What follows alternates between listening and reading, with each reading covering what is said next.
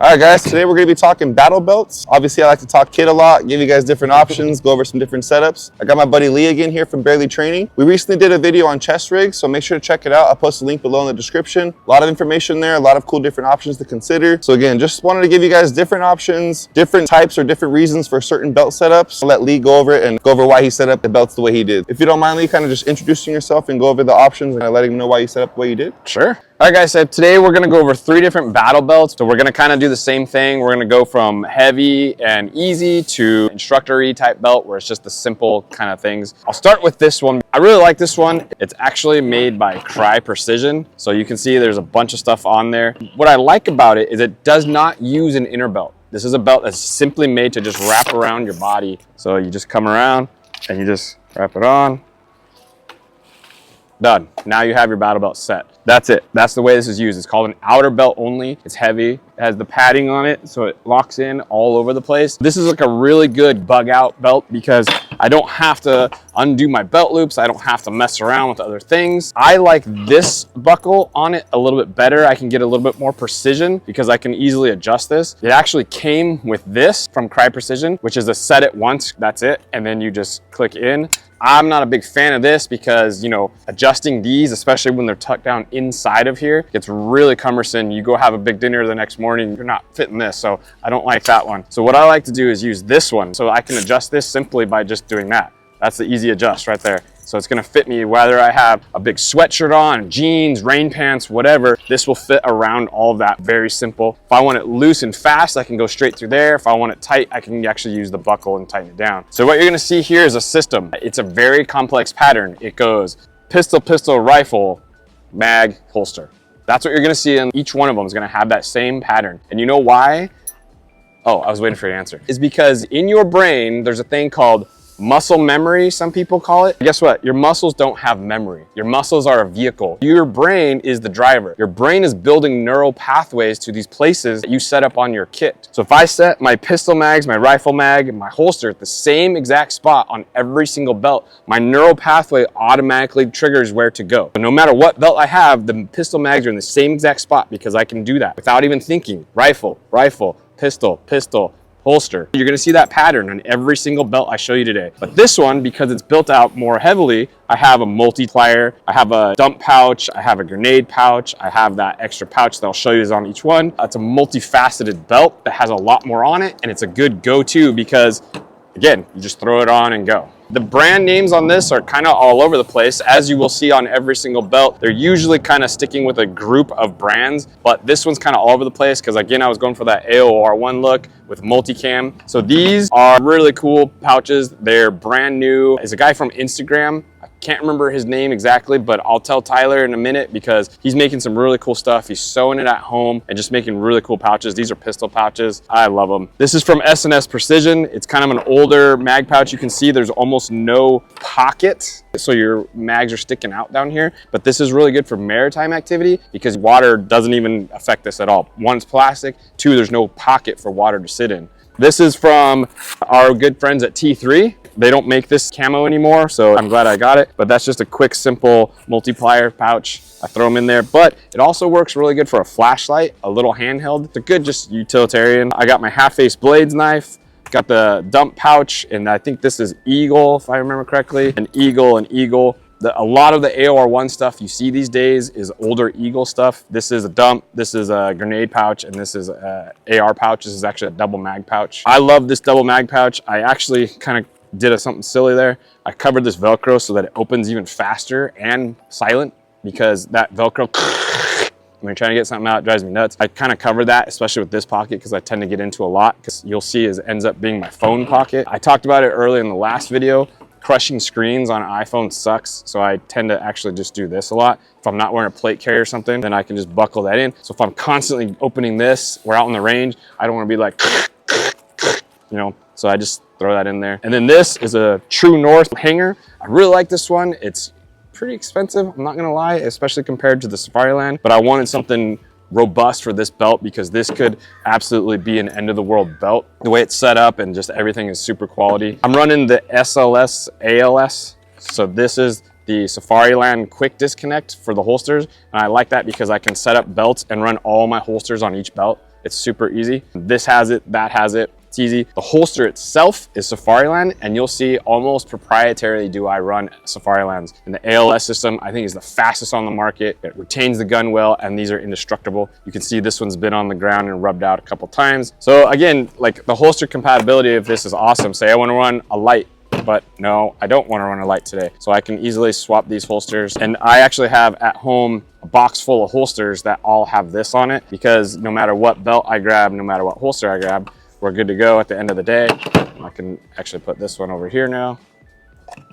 So it's kind of cool too. So if you're let something borrow a belt and you have a different holster, you can click that in, swap them out. As you can see, I just went from that holster to this holster with ease. I got a little leg strap to kind of keep that holster because it is a little bit lower off the belt. It has a little bit of wiggle sometimes when you draw. So that leg strap helps prevent that a little bit. So that's this belt. Like I said, this is kind of the end of the world belt. It's just easy, rip them and grip them. I don't wear this one a lot because of it is bulky, it is big, it has a lot of stuff on it that you probably don't need in your normal day use. So I don't run it too much. You will see me out there once in a while because you gotta run your gear no matter what. You'll find hot spots, you'll find parts that just annoy you, like the Velcro. I hated the sound of the Velcro constantly being open and closed. I fixed that with just simply throwing a patch on there. You know, easy. But you'll find those spots, like especially with the knives, you know, getting a knife out from the back is easy, but trying to put it back in, it's not a quick operation. You're doing this. Hey, can you put this in there for me? So you got to kind of just know what you're doing when you set up a belt. But I really like this one. Like I said, our end of the world belt, sure. Everyday belt, not so much. A little bit heavy, a little bit bulky.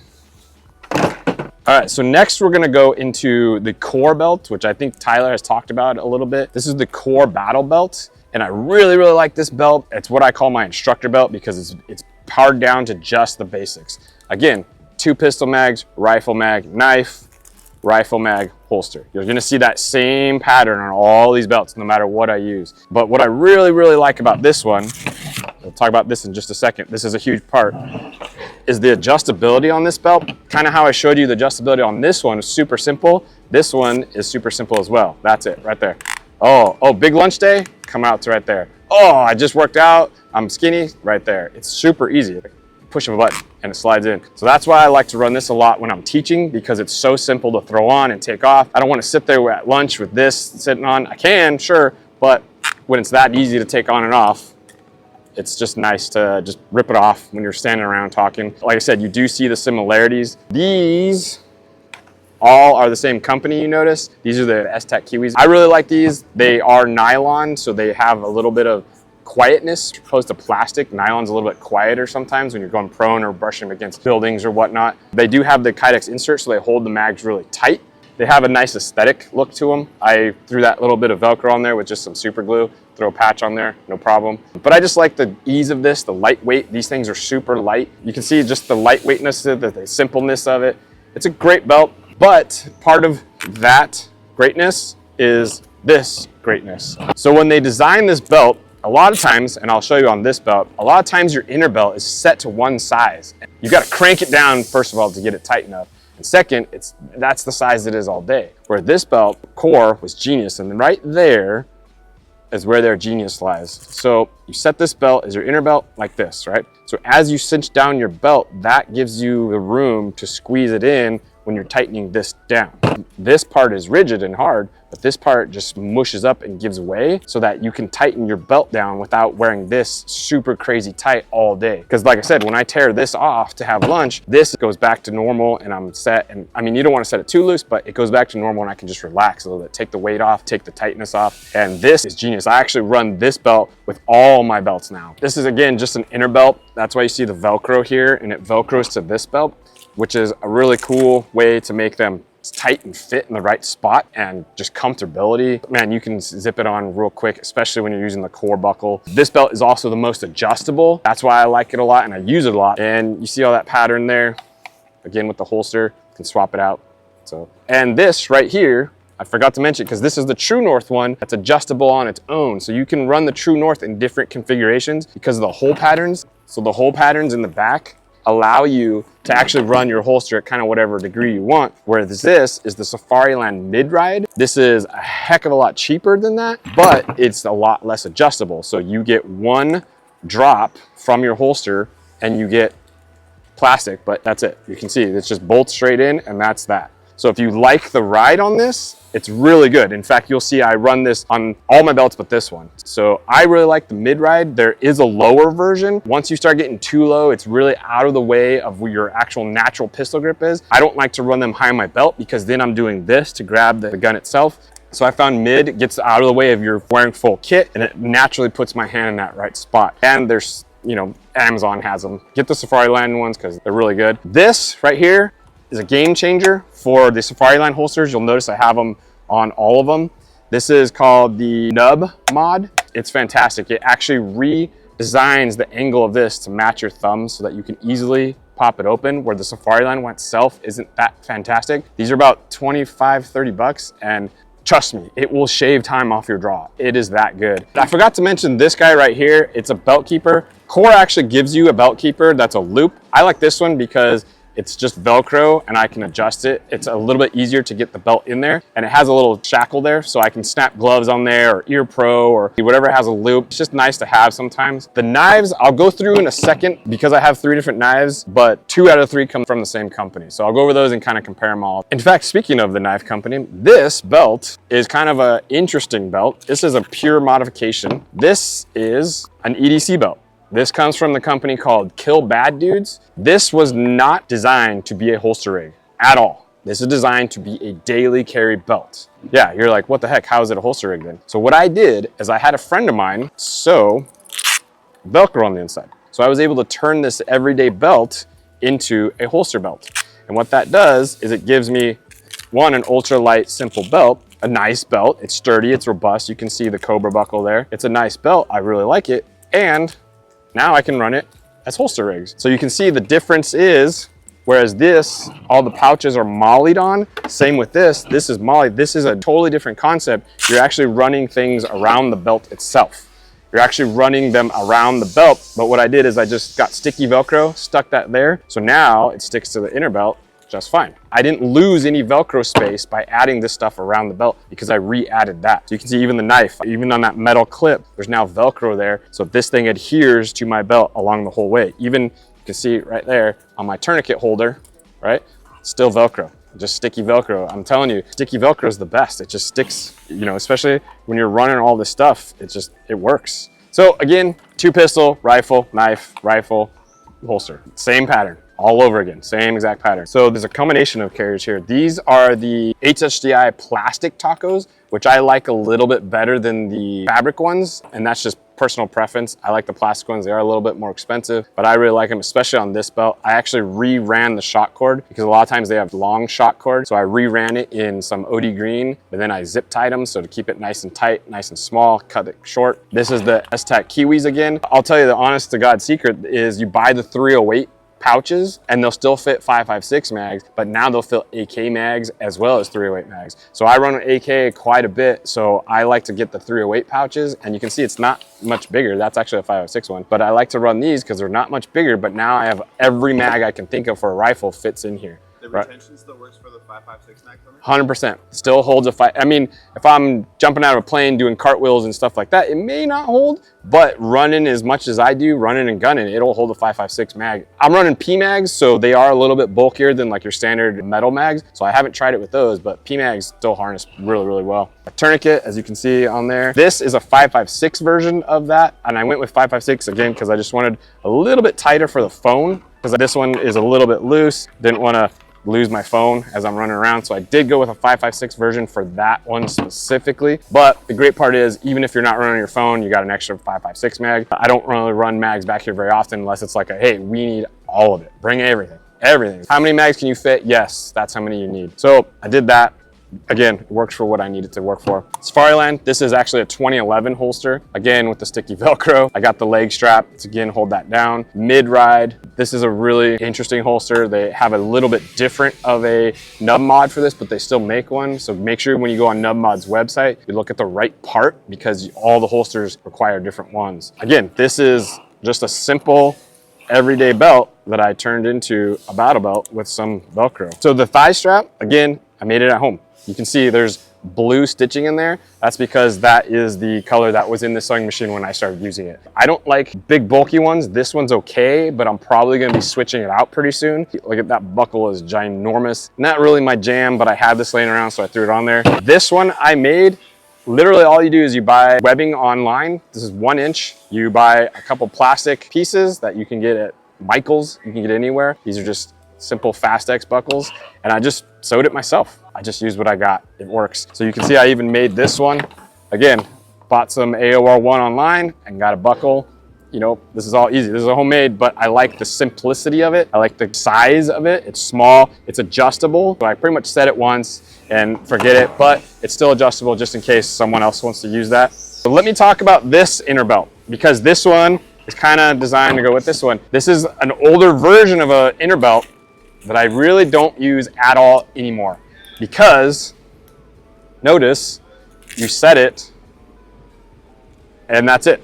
There's no room for squeezing. So once you set this, that's how tight this belt can be on this. This is reinforced scuba nylon. It doesn't bend. This is incredibly hard to get tight. I don't really like that. It's hard. And it's the way we all had to do it until I discovered the core one. Not a fan of this anymore, so let's get rid of that one too. Let's stick with the core ones, because the beauty about this is it's just Velcro. I can run this with this belt, I can run with this belt. This thing works with everything. So I actually have 3 of these, and that's not because I bought these separately. I bought 3 core belts because their belts are so good. And I have one of these rolled up, shoved in my range bag, because I go grab these all the time and I'm like, yes, I got my battle belt. And there's quite a few times I forgot this bad boy. So I'll just take one of these, roll it up, throw it in my range bag, then it's always there. I don't have to worry about it. I don't have to take this belt off at home, switch out, blah, blah, blah. And it's so adjustable and so unique in the design that it works with all these. This one is a set and forget, because I set it once. You can see here, it kind of goes back and I set it.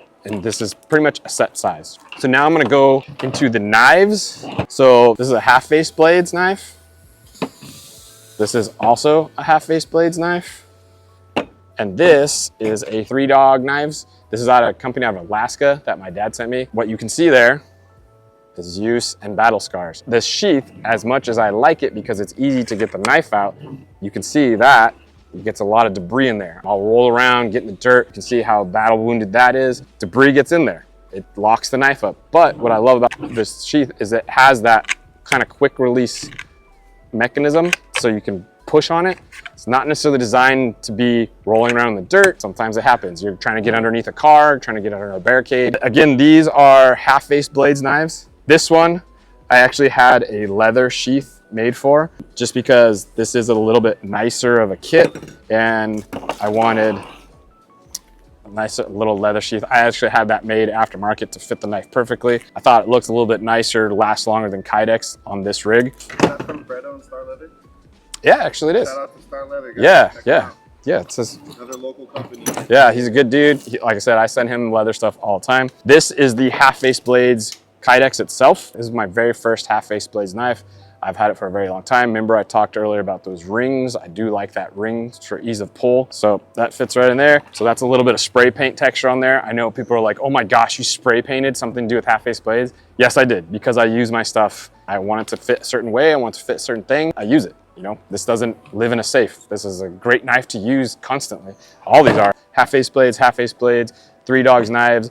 I have a Tour Haley knife that I use all the time too, that's on another rig. So knives, guys, is like, pick your poison. There's tons and tons of knives companies out there. There are some really high-end ones. Just get a knife on your kit, honestly. If you find an Amazon one and that's what you can use, that's what you can afford, do it. It works. At least you're running something. You get to use it, get to know it. You know, all 3 of these are expensive knives to be rolling around the dirt with, but yet I still do it because I paid for it. I'm gonna use it. I'm gonna get it out there and use it. So IFAKs and tourniquets on a belt it's kind of a big deal. I'm not running anything on this because this is more of a, the world is ending, I'm gonna have a pack on my back. There's IFAKs in that. I do have a tourniquet on this belt. This is kind of set up more realistically. I'm probably gonna add a tourniquet on this belt. I kind of wanted to keep this belt slim and just like, you know, everyday use, but I'm probably gonna throw a tourniquet right here. A tourniquet is one life-saving object that literally has leaps and bounds of benefits. As far as a full IFAK, realistically, in what you're doing, you need to learn what your scenario is. If I'm gonna, deploy, you better bet I'm running a IFAC as many as I can, possibly. This is a range belt. This is an instructor belt. You know, with an instructor, when I'm teaching, I have a giant med kit this big, 10, 15 feet away that I can get to very quickly. Like I said, I'm probably gonna throw a tourniquet on it just because that's an immediate reaction. For this one, I can grab it. And then this one, I have a whole gambit of things on my back. It just kind of depends what you're training to, your scenario. Like I said, if you're wearing a belt to competition shoot, man, you don't need any of this stuff. You don't need a knife. You don't need a cell phone holder. You don't need any of that. But if you're gonna kind of build a kit around what you do, think about your scenarios. You know, if we're out in the middle of nowhere, Tyler and I are running around shooting, it's probably good to have a tourniquet on us, you know, because we may be more than 15 feet away from the car. We may be,